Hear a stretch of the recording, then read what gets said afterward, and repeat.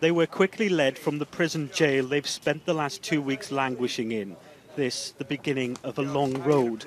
First, before the district prosecutor to be charged with drug smuggling. Then they'll appear before a court. Their next step, prison. To understand this nation's problem with drugs, you have to see it from the inside.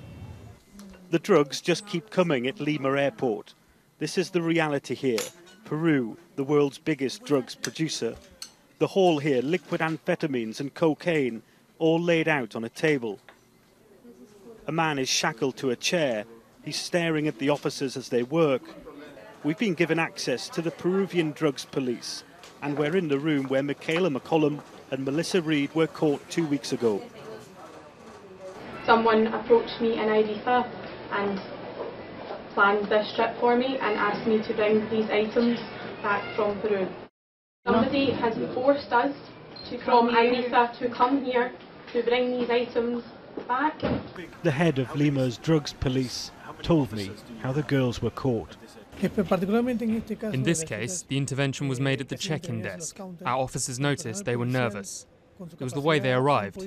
They were alone, the type of luggage they were carrying. First thing our personnel did was make an intervention and ask them for their identification. After that, they asked them to identify their baggage, and that's when they found the drugs. Their story was a remarkable one, that Colombian drug traffickers had forced them to travel to Peru to smuggle the drugs back out to Mallorca. But their story is already being picked apart by police. CCTV footage of a woman police say is McCollum is just some of the evidence police say will strengthen their case. The dark-haired woman in the video was seen on camera in the Peruvian capital on August the 5th at midday. The same time, the model and her co-accused, Melissa Reed, told police they were forced to collect the drugs. She has no criminal record, has never been in trouble with the police in her life. She was not seen on video carrying drugs, as was alleged in one newspaper. She was carrying a handbag, it was her handbag, and it's pretty obvious that it wasn't drugs. But that was the report. She was not out shopping in Lima and spending a lot of money. That didn't happen. What do you think has gone on here? What do you think the story is?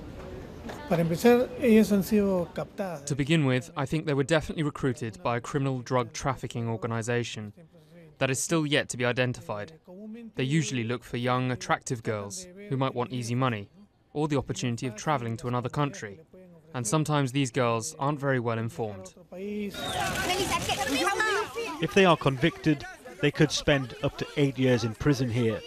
But this is just the beginning of what could be a very lengthy legal process. Nick Martin, Sky News, Lima.